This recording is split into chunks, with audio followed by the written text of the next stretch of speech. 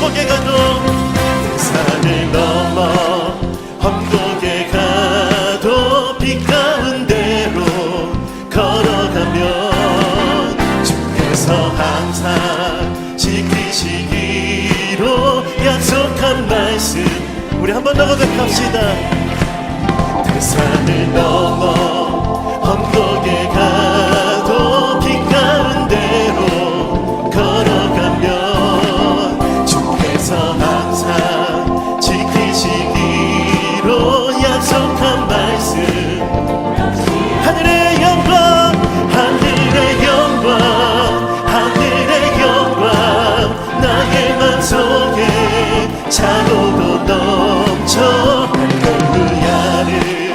힘차게 불러 영원히 주를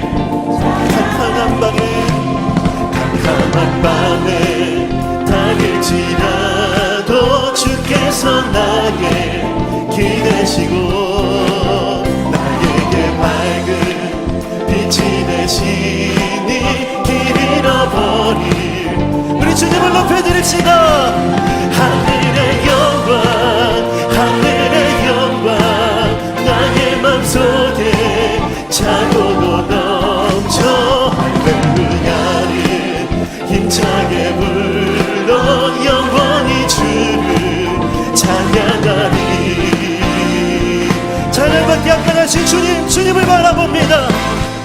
광명한 그 빛 광명한 그 빛 마음의 바다 찬란한 천국 바라보고 할렐루야를 힘차게 불러 날마다 빛에 우리 한 번 더 고백합시다. 광명한 그 빛 광명한 그 빛 마음의 바다 찬란한 천국 바라보고 할렐루야를 힘차게 불러 날마다 빛에 걸어가리.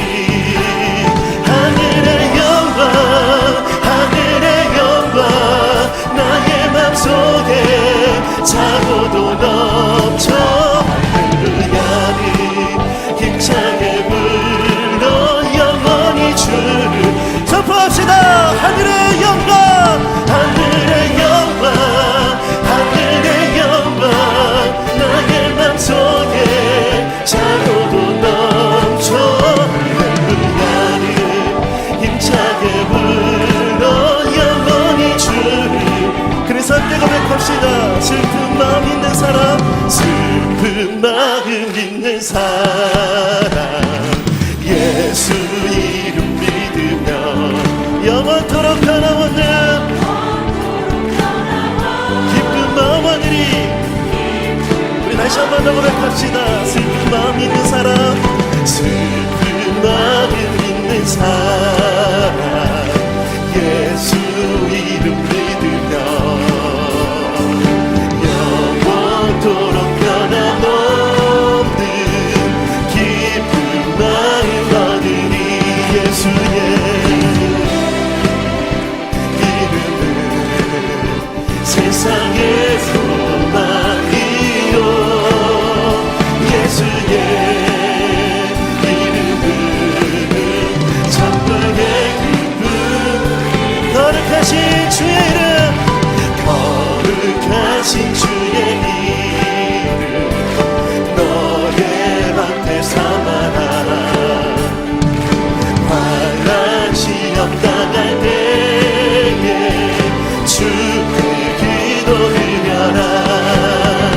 예수의 이름은 세상의 소망이요 예수의 이름은 천국의 기쁨 한 번 더 예수의 이름은 예수의 이름은 세상의 소망이요 아멘. 예수의 이름은 우리 목소리 높여 존귀하신 주의 이름 존귀하신 주의 이름 우리 기쁨 되도다 주의 품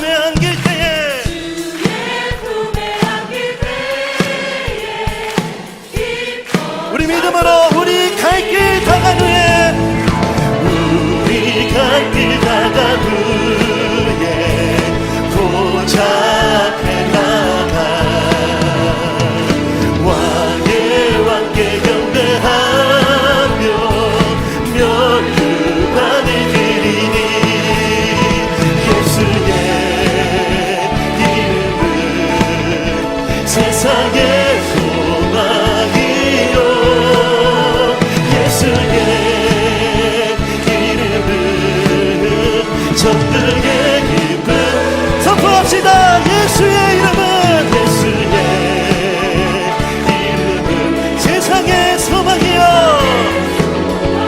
아니 그렇습니다. 주님 예수의 이름은 전능의 기쁨이세.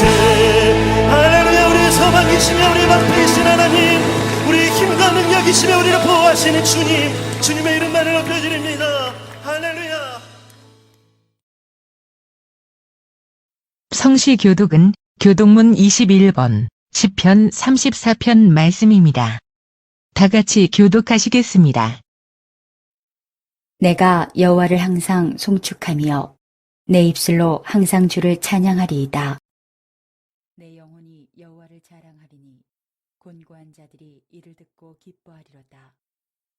나와 함께 여호와를 광대하시다 하며 함께 그의 이름을 높이세. 내가 여호와께 간구하매 내게 응답하시고 내 모든 두려움에서 나를 건지셨도다.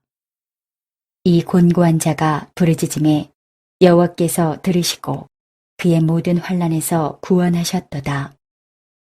여호와의 천사가 주를 경외하는 자를 둘러 진치고 그들을 건지시는도다. 너희는 여호와의 선하심을 맛보아 알지어다. 그에게 피하는 자는 복이 있도다. 너희 성도들아, 여호와를 경외하라. 그를 경외하는 자에게는 부족함이 없도다. 젊은 사자는 궁핍하여 줄일지라도 여호와를 찾는 자는 모든 좋은 것에 부족함이 없으리로다.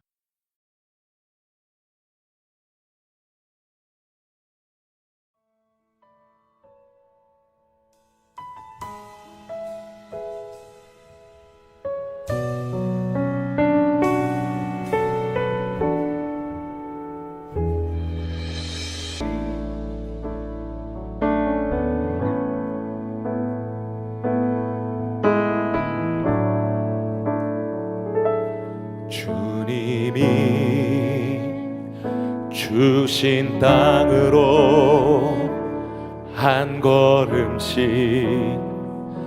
나아갈 때에 수많은 적들과 견고한 성이 나를 두렵게 하지만 주님을 신뢰함으로 주님을 의지함으로 주님이 주시는 담대함으로 큰 소리 외치며 나아가네. 이 산지를 내게 주소서. 그날에 주께서 말씀하신 이제 내가 주님의 이름으로 그 땅을 취하리니. 주님이 주신 땅으로 주신 땅으로 한 걸음씩 나아갈 때에 수많은 적들과 견고한 성이 나를 두렵게 하지만 주님을 신뢰함으로 주님을 의지함으로 주님이 주시는 담대함으로 큰 소리 외치며 나아가네. 이 산지를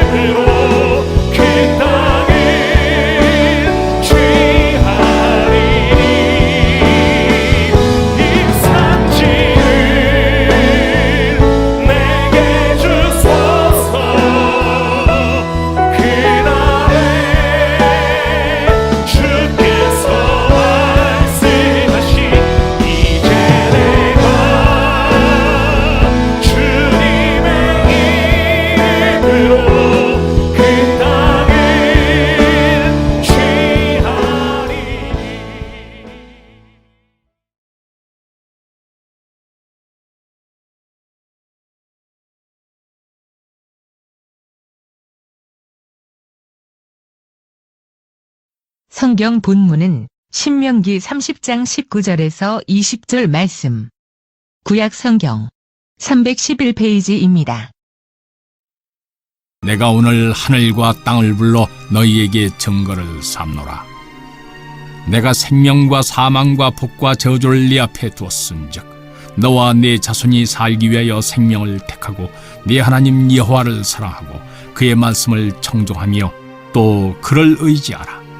그는 네 생명이시요 네 장수이시니 여호와께서 네 조상 아브라함과 이삭과 야곱에게 주리라고 맹세하신 땅에 네가 거주하리라.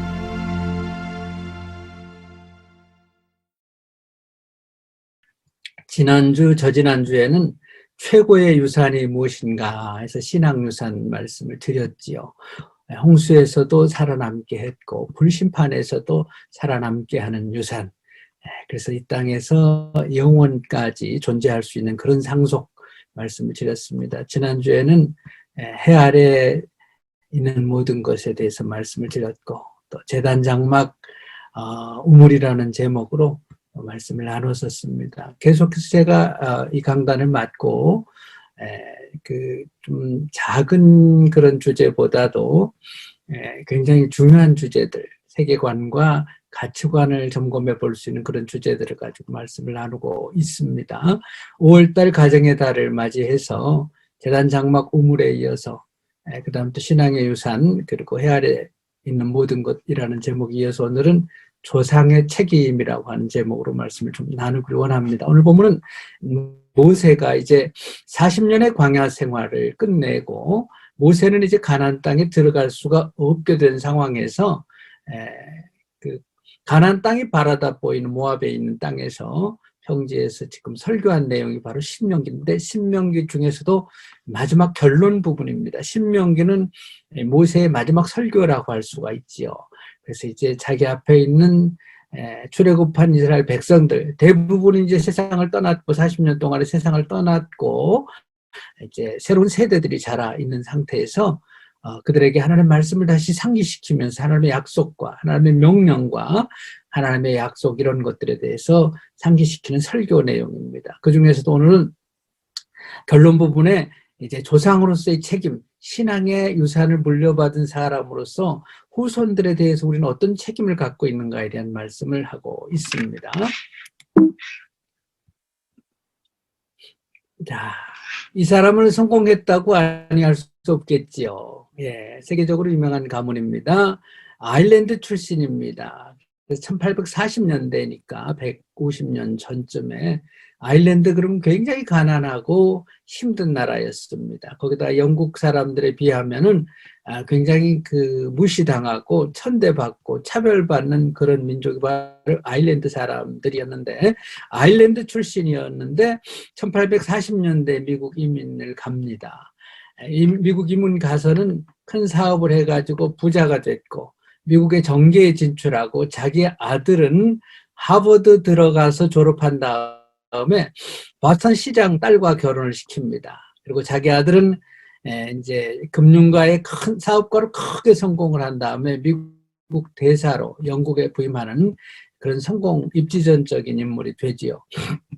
그리고 손주를, 이 사람의 손주죠. 그리고 그 자녀들이 사남오녀, 그 밑에 이제 이 사람의 가족들 사진, 아들이죠, 여기가. 아들이고 아들의 가족들 사진인데, 이 아들이 바로 이제 이민 2세대가 되겠죠. 미국 이민 2세대가 돼서 하버드 나와가지고 바스턴 시장 딸과 결혼하고 영국 대사까지, 미 대사까지 역임했던. 그래서 자식을 사남 5녀를 둡니다. 보시다시피 아주 온 자녀들까지 다 수려한 외모에 전부 아이빌리그 졸업을 하고 큰아들은 미국 조종사가 되고 둘째 아들은 미국의 대통령 35대 대통령이 되죠. 셋째 아들은 미국 대통령에 출마했고 넷째 아들은 미국 상원 의원에 되기까지 그리고 딸들도 뭐 대단한 또 손자 손녀들도 대단한 민족이죠. 이런 사람들을 그래서 미국 사람들은 rich and famous family라고 그럽니다. 그래서 부자면서도 아주 유명한 그런 집안이죠. 이 가문이 어느 가문인지 아시겠어요? 바로 아까 그 사람 이민 1세대 이 사람은 패트릭 그리고 또 하버드에 들어갔던 그 아들 이름이 조셉 그리고 이제 35대 대통령을 했던 존 F 케네디 패밀리를 얘기를 하죠. 그래서 이 사람들을 미국 사람들은 rich and famous family라 그러는데 이 케네디 패밀리에 대해서 여러분들이 구글링을 해보면은 신문 기사의 대부분이 케네디가의 비극사라는 제목이 붙은 신문 기사를 많이 보게 됩니다. 이렇게 famous하고 리치한 그런 유명한 집안인데 왜 비극사라는 제목이 붙을까요? 3대, 4대, 이제는 4대까지 이어집니다. 3대, 4대에 걸쳐서 여러 명의 가족들이 젊은 나이에 급작스럽게 죽는 일이 계속됩니다. 장남이었던 조셉은 2차 대전 때에 29살의 나이에 2차 대전 때 공군 조종사로 출격했다가 죽게 되지요. 근데 자기가 꼭 출격하지 않아도 되는데 내가 나가겠다고 해서 죽게 됩니다. 그리고 장녀 로즈메리는 자기는 수술하다가 뇌수술하다 반신불수가 되고요. 그래서 평생 동안 이렇게 지적 장애를 갖고 살게 됩니다. 그 다음에 둘째 딸 캐슬린은 남편도 비행기 추락사를 자기 역시도 1948년도에 비행기 타고 가다 죽습니다. 그리고 차남인 이제 존 F 케네디죠. 35대 대통령 됐다가 달라스 텍사스에서 암살당합니다. 달라스에 가면은 굉장히 위험할 수 있다고 거기는 안 갔으면 좋겠다고. 지금도 달라스 쪽은 공화당 지역입니다. 그래서 민주당인 케네디 대통령이 달라스에 가는 것을 만류를 많이 했는데 그게 뭐가 무섭냐고. 그리고 무모하게 여행을 시도했고 무모하게 오픈카 퍼레이드를 하다가 죽었습니다. 46살 때죠. 그래서 이 사진 보면 케네디 대통령하고 그다음 제클린 케네디 그리고 아들 딸이죠. 아들이 케네디 장례식 때에 이렇게 거수경례를 한 아들인데 이 아들이 나중에 이렇게 자랍니다. 케네디 주니어가 되죠. 그런 다음에 이제 케네디 죽고 나서 5년 뒤에 법무장관을 역임했던 세 번째 아들 로버트 역시 대통령에 출마했다가 LA에서 암살됩니다. 43살이지요. 이때도 LA 굉장히 위험하다고 또 얘기하고 또 이번에는 대통령 출마를 안 하는 것이 좋겠다고 굉장히 위험한 일들이 생길 수 있다고 주변에서 굉장히 많이 만류를 했는데 출마했다가 암살당합니다.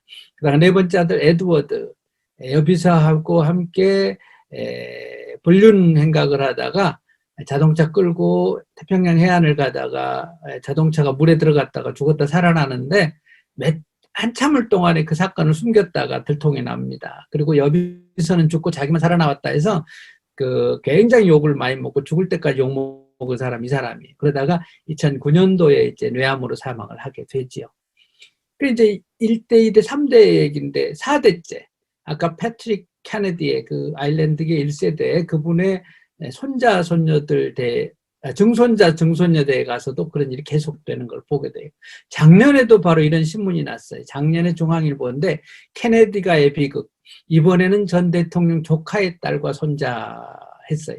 그래서 이제 워싱턴 DC 그쪽에서 상당히 바스턴 쪽에 중간에 있는 체스피크라고 하는 만이 있습니다.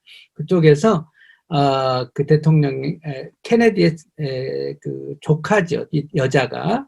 그래서 바스턴 부주지사, 메릴랜드 부주지사 부인이었는데 이 아들이 물놀이 하다가 공이 바다로 들어가니까 카누를 타고 이 아들 8살짜리 아들 데리고 공 찾으러 갔다가 파도에 휩쓸려서 죽게 된 게 작년 4월입니다.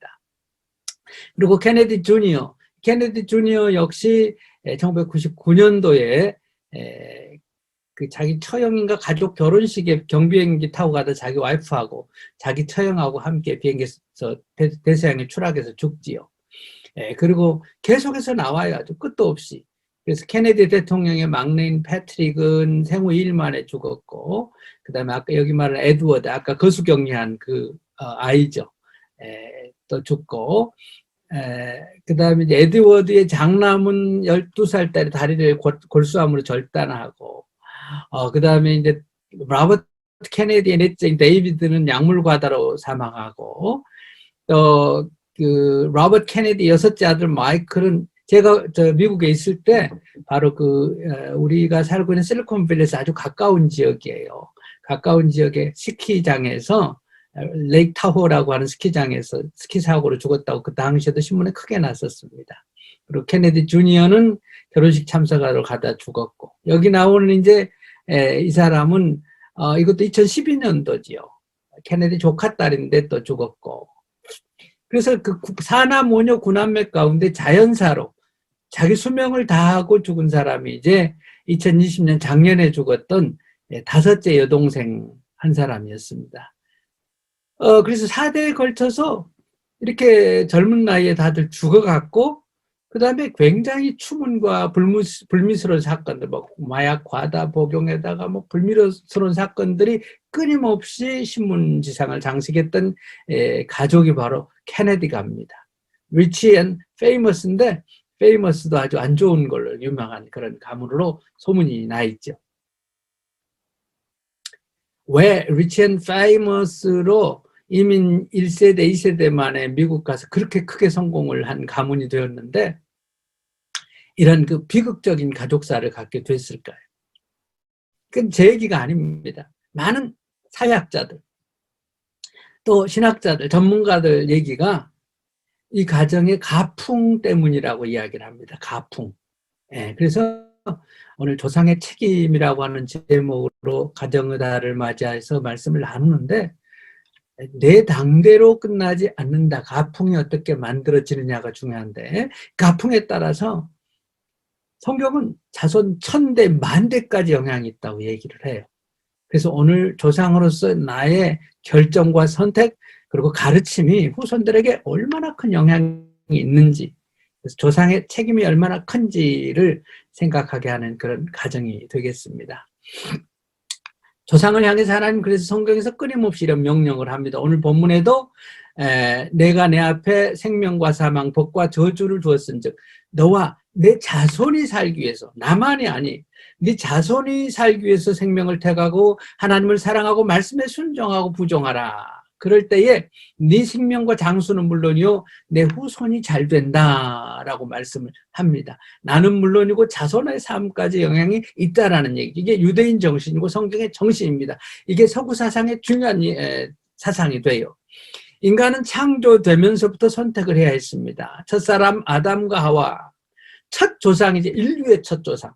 아담과 하와의 선택이 전 인류에게 무서운 영향을 갖게 된 걸 보게 되지요. 산악과 따먹지 말라고 한 하나님의 명령보다도 따먹어도 죽지 않으리라는 마귀의 사주를 따라가지고 마귀의 말을 선택한 결과, 로마서 5장 12절에 이러므로 한 사람으로 말미암아 죄가 세상에 들어오고 죄로 말미암아 사망이 왔다. 이 한 사람 아담 때문에, 한 커플 아담과 하와 조상 때문에 전 인류에게 죄가 들어오고 죄로 인해서 사망, 그리고 땅에 저주가 임했다. 무섭죠. 근데 성경은 조상이 얼마나 큰 책임을 갖고 있고, 오늘 조상으로서 우리가 어떻게 하느냐에 따라서 가풍이 이루어지고, 나의 결정과 선택에 따라서 내 후손에게 어마어마한 영향이 있다. 그것도 전 인류에게, 그것도 1000대, 자손 10,000대까지 영향이 있다고 성경은 가르칩니다. 그런 의미에서 조상으로서 우리가 아주 무거운 책무감, 책임감을 느끼게 되는 거죠.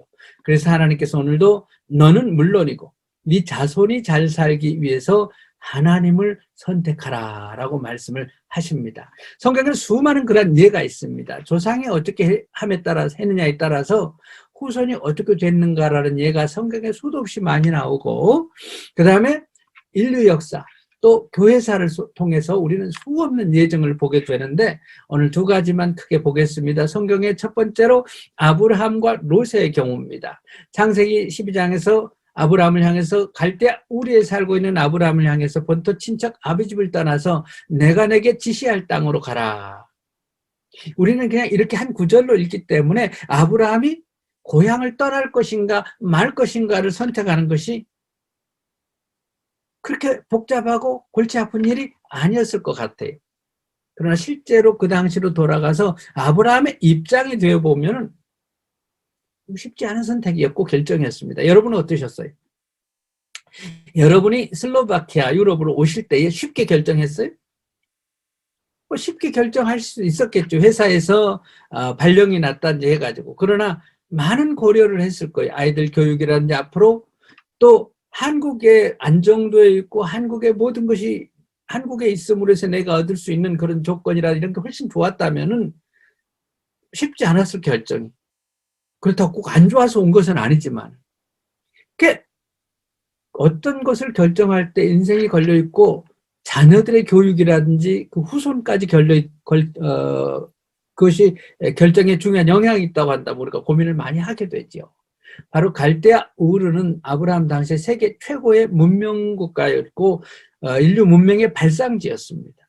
그래서 아브라함이 살던 시대에 갈대아 우르는 어마어마하게 발달된 그런 문명이었고, 아브라함 거기에 본토 친척 아비 집이 있었고 가족들이 있었고 친구가 있었고 사업체가 있었어요.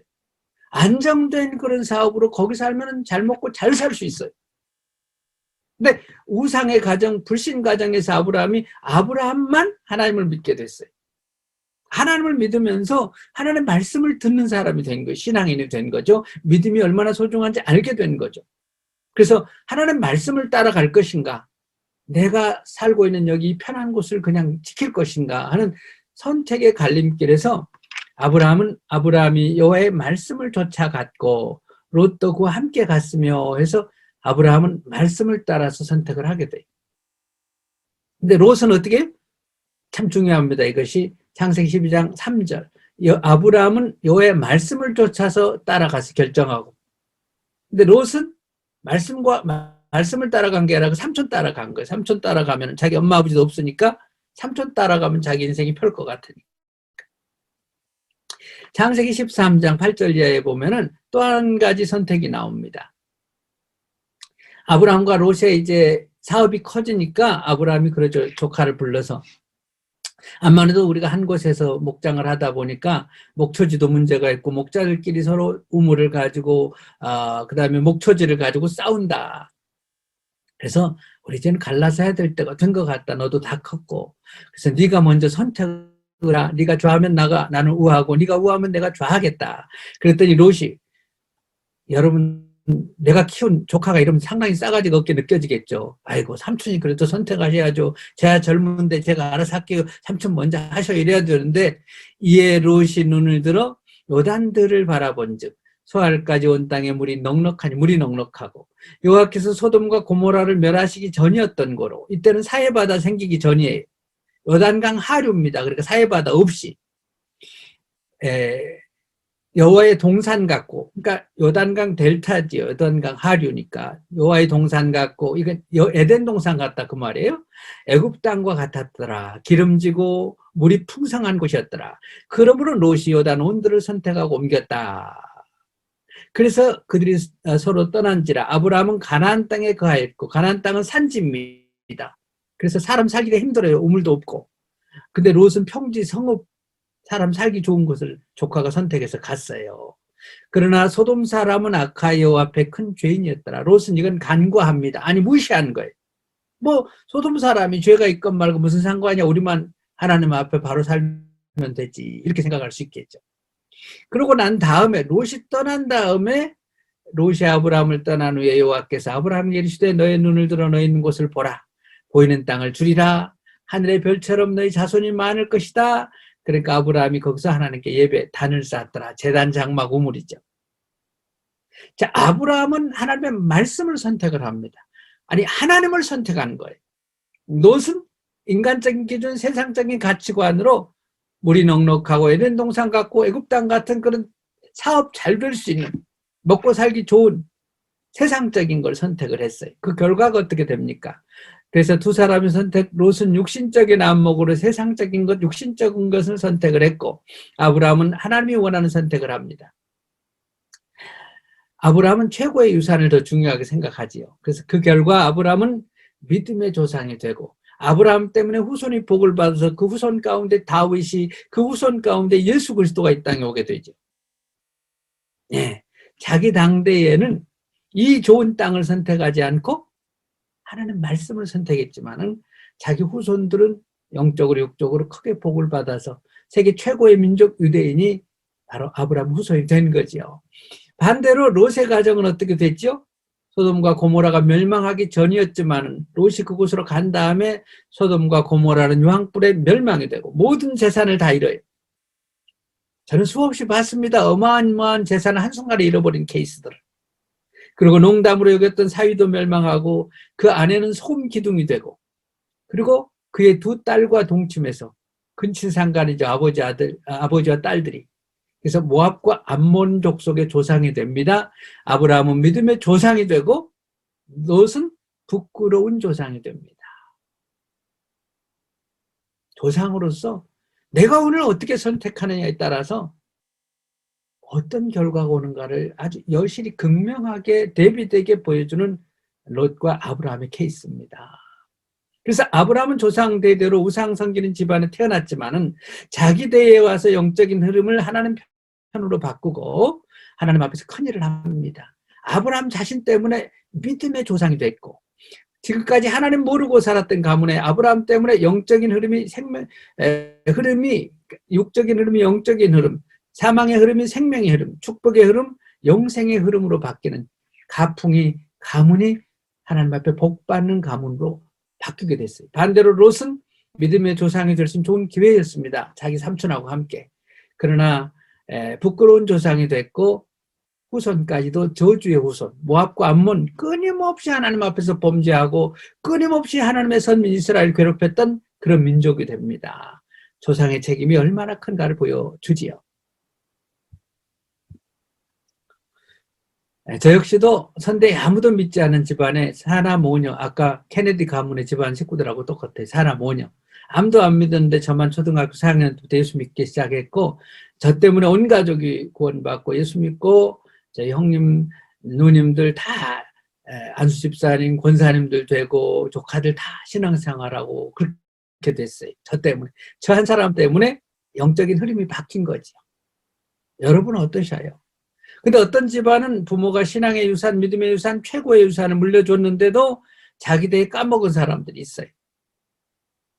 여러분 신앙의 유산 상속시켜 주시고 내가 오늘 잘 하나님 앞에 선택하고 잘함으로 해서 후손들이 복받는 믿음의 조상들이 되시기를 바랍니다. 성경에 또 아주 독특한 케이스가 하나가 또 있어요. 여호사밧과 여호람, 아버지와 아들이죠. 남유다 왕의 유다 왕국의 왕과 또 왕자였다가 왕이 됐죠. 근데 열왕기하 11장에 보면은 왕의 씨를 진멸한 아달랴 얘기가 나옵니다. 왕의 씨가 뭐예요? 왕자들이죠. 왕족들이죠. 그래서 열왕기하 11장에 보면 아하시아의 모친 아달랴가, 아하시아의 모친 아달랴는 누구냐면 여호람의 아들이 아하시아 왕이에요. 그러니까 여호사밧에게는 아하시아가 손주죠, 손자. 그래서 여호사밧의 손자요 여호람의 아들인 아하시아의 모친 아달랴니까 아하시아의 모친, 아하시아가 왕일 때 아달랴는 바로 데비마마예요. 여호람의 왕비였으니까. 그래서 데비마마가 그 아들 아하시아의 죽은 것을 보고 자기 아들 아하시아가 죽자, 왕이 죽자 데비마마가 일어나 왕의 씨를 진멸하였으니, 비극적인 사극 같죠, 사극. 예, 그래서 왕의 씨가 왕자들을 다 죽여요. 그런 와중에 요람의 왕, 그래서 여호람의 딸이니까는 아달랴는 친엄마는 아니에요. 후궁한테 태어난, 아달랴가 중전마마일 때 후궁한테 태어난 여호람의 딸, 그러니까 아하시아한테는 이복 누나나 누이 동생이에요. 그래서 이제 요람의 딸 아하시아의 누이인 여호세바가 아하시아의 아들 요아스를 왕자들의 죽임당하는 중에 도적하여 내고 저와 그 유모를 침실에 숨겨 아달랴를 피하여 죽임을 당치 않게 한지라. 요아스가 저와 함께 여호와의 전에 6년을 숨어있는 동안에 아달랴가 나라를 다스렸더라. 7년째 여호야다가 보내, 여호야다는 제사장이에요. 그래서 요아스를 왕으로 삼은데 요아스가 위에 나아갈 때 7살이었더라. 우리나라 사극 같죠. 데비마마가 세상에 손주들을 다 죽여요.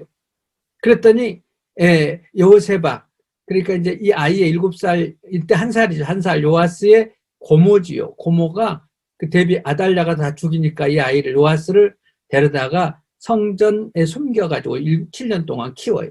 그런 다음에 7년 만에 왕자 요아스를 갖다가 혁명을 일으켜가지고, 반역을 일으켜가지고 아달랴를 죽이고 다윗의 후손인 요아스를 갖다가 왕으로 삼지요. 이게 열왕기하 11장에 나옵니다.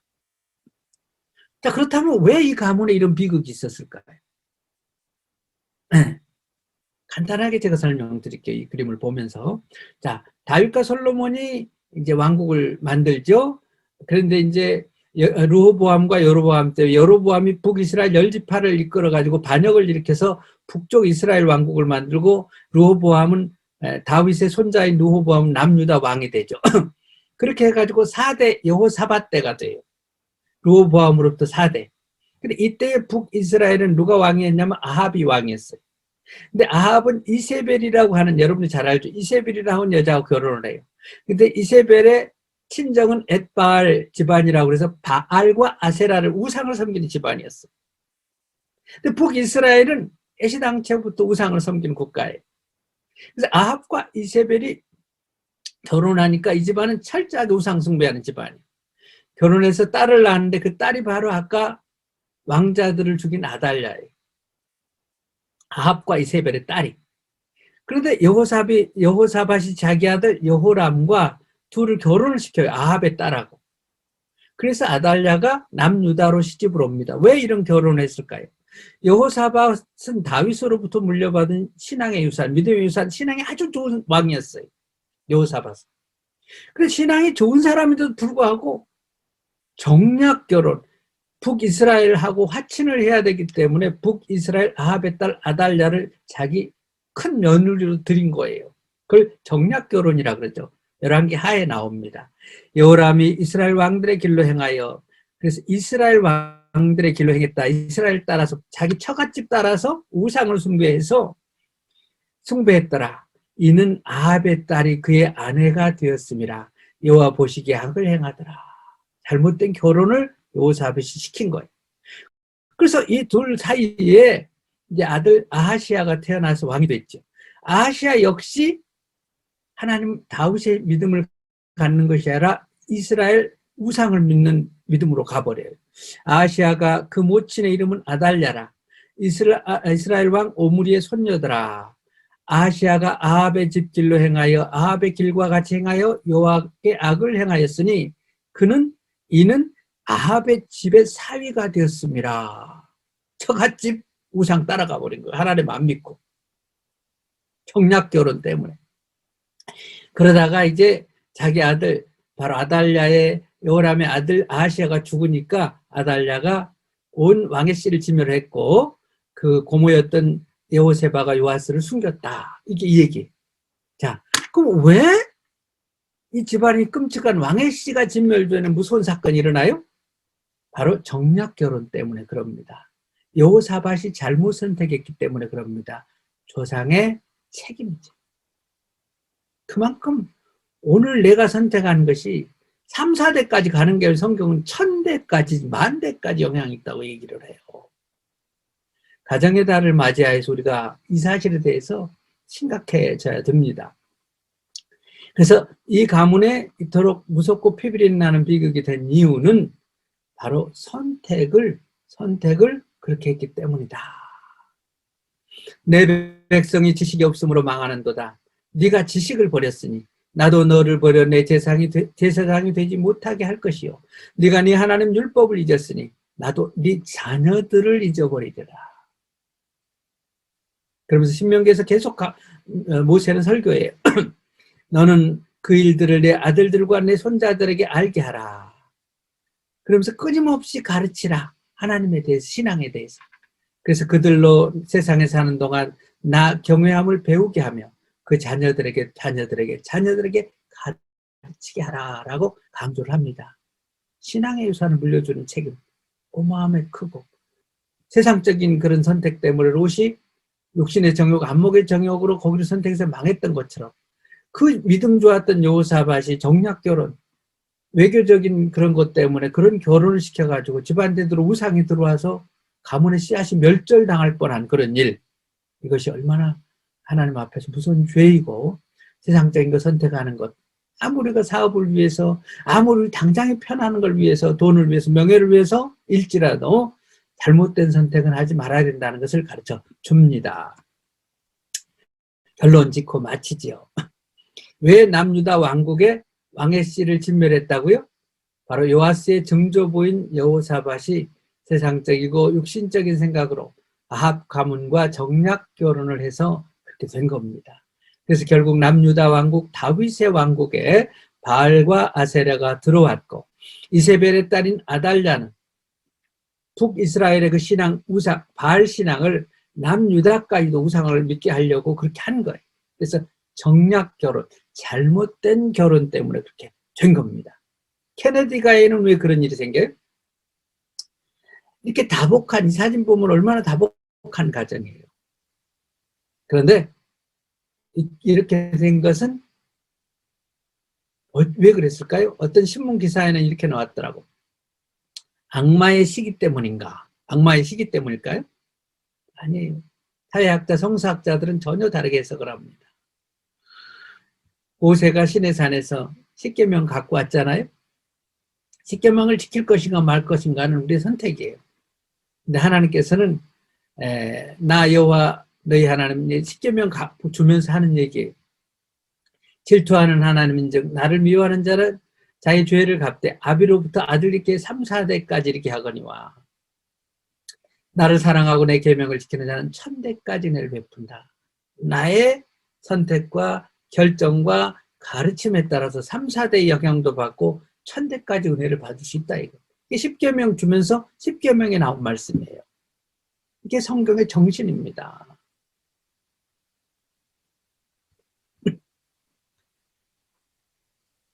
이제 케네디가 다시 얘기하고 마치십시다. 전 세계 수많은 목회자, 신학자, 사회학자, 인류학자들은 바로 그 아버지죠. 아버지. 사라 모녀의 아버지였고 그 할아버지도 그랬습니다만 아버지 조셉 케네디하고 그 아들이었던 대통령도 했던 존 F 케네디의 잘못 때문이라고 얘기합니다. 부모가 잘못 가르쳤고 부모가 하나님 앞에서 잘못했기 때문에 그 집안에 그런 일이 생겼다고 봐요. 그러면 부모가 잘못했으니까 하나님이 그렇게 했어요? 하나님이 비행기를 떨어뜨렸어요? 그는 그렇게 해석하면 잘못돼요.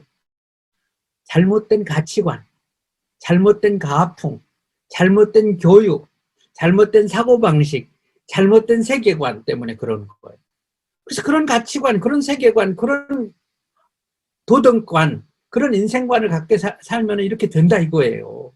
롯과 같이 세상적인 눈으로 소돔과 고모라를 선택하면 거기 가면 그렇게 될 수밖에 없어요. 하나님은 그렇게 한 게 아니고. 예. 또 여호사밧 같이 그렇게 하면은 그런 집안하고 정략 결혼으로 사돈 관계를 맺으면 그 우상 숭배하는 집안이 들어와서 그렇게 될 수밖에 없다 이거예요.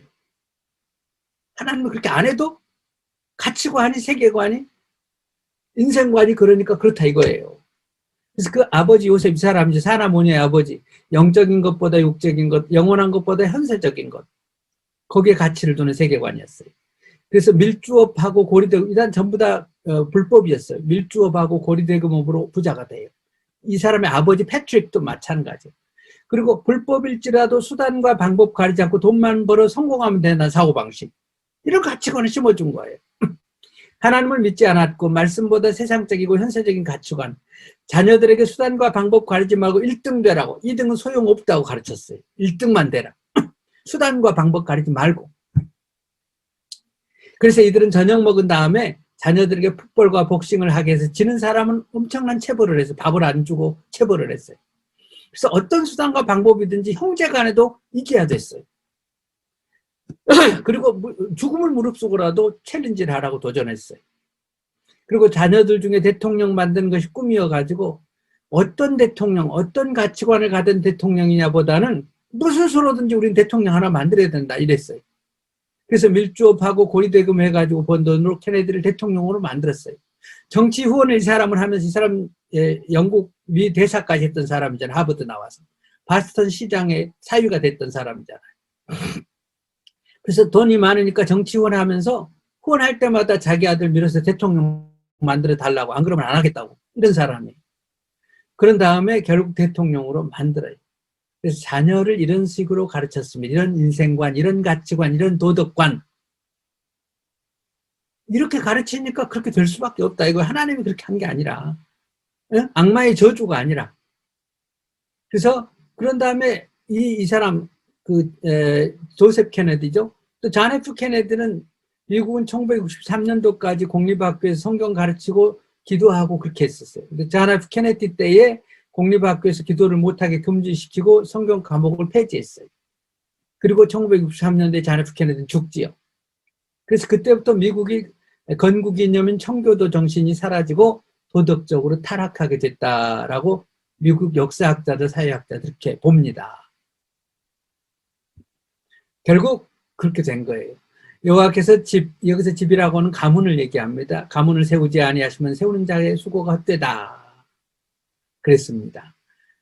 그래서 결국은 아브라함의 조카 롯이 그렇게 된 거나 여호사밧의 후손이 왕의 씨가 진멸되는 일을 당한 거나 그 다음에 패트릭과 저셉 케네디가 그 가문을 그렇게 성공적인 famous and rich family를 만들었지만 그렇게 된 거나 뭐예요?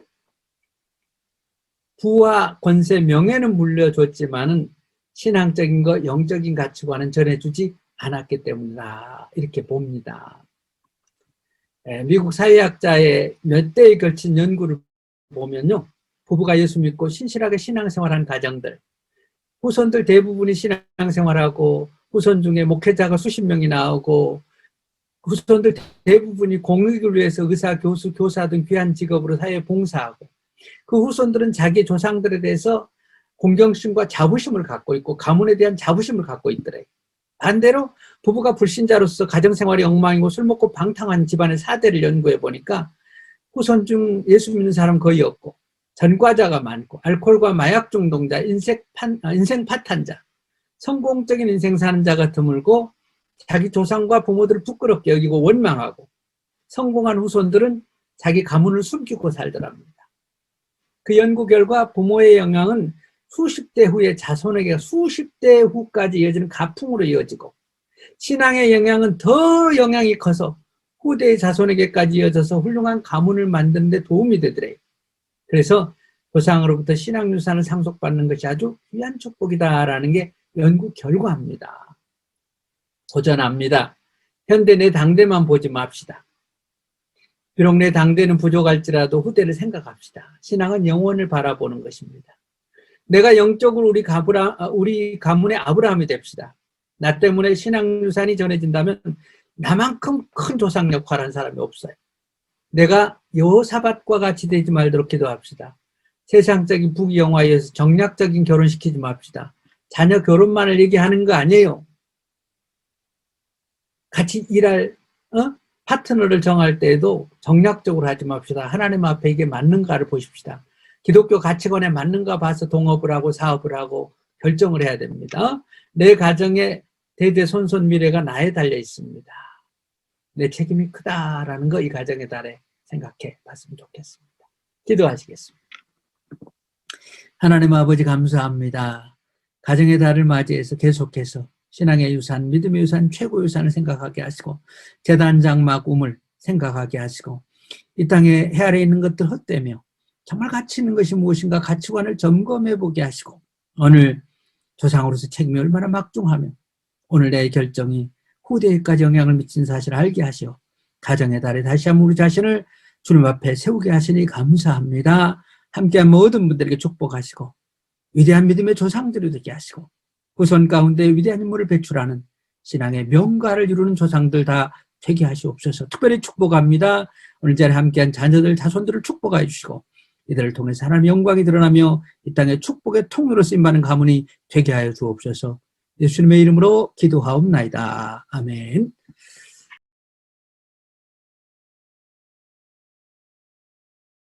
기도하시겠습니다. 주님 고맙습니다. 하나님 예배드리게 하시니 감사합니다. 참으로 본당에서도 예배 드릴 수 있게 된 것을 감사합니다. 속히 모든 것들이 정상화되어서 마음껏 예배 드리는 날이 오게 하시고 이렇게라도 예배 드리게 하신 것을 감사하게 하시며 그동안에 마음껏 교회 예배당에 모여서 예배 드린 그런 시절들이 얼마나 귀한 일이었는가 감사하는 저희들 되게 하시옵소서. 오늘 메시지 가슴에 새기게 하시고 가정마다 복된 가정들 되게 하시옵소서. 오늘 주님 앞에 나오면서 귀한 예물을 드린 손길 가정을 축복하여 주시고 저들의 일터, 저희들의 사업이 잘 되게 하셔서 하나님께 마음껏 헌신하게 하시고 축복의 통로로 쓰임받게 하여 주옵소서.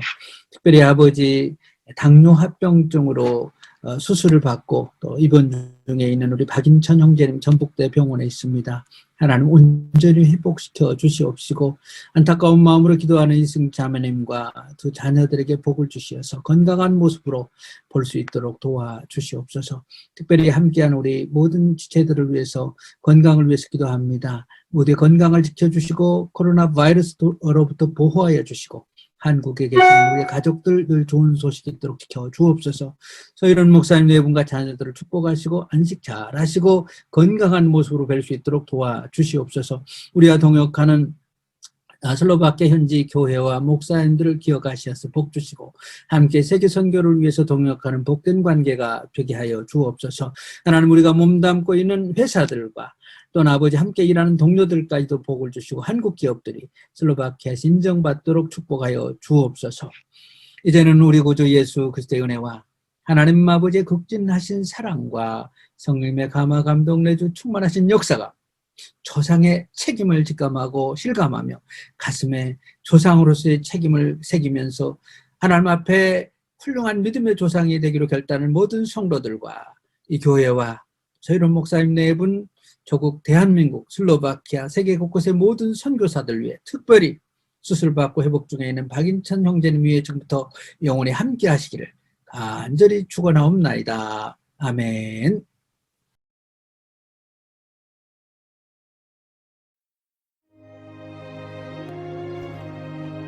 하늘에 계신 우리 아버지, 아버지의 이름을 거룩하게 하시며 아버지의 나라가 오게 하시며 아버지의 뜻이 하늘에서와 같이 땅에서도 이루어지게 하소서. 오늘 우리에게 일용할 양식을 주시고 우리가 우리에게 잘못한 사람을 용서하여 준 것 같이 우리 죄를 용서하여 주시고 우리를 시험에 빠지지 않게 하시고 악에서 구하소서. 나라와 권능과 영광이 영원히 아버지의 것입니다. 아멘.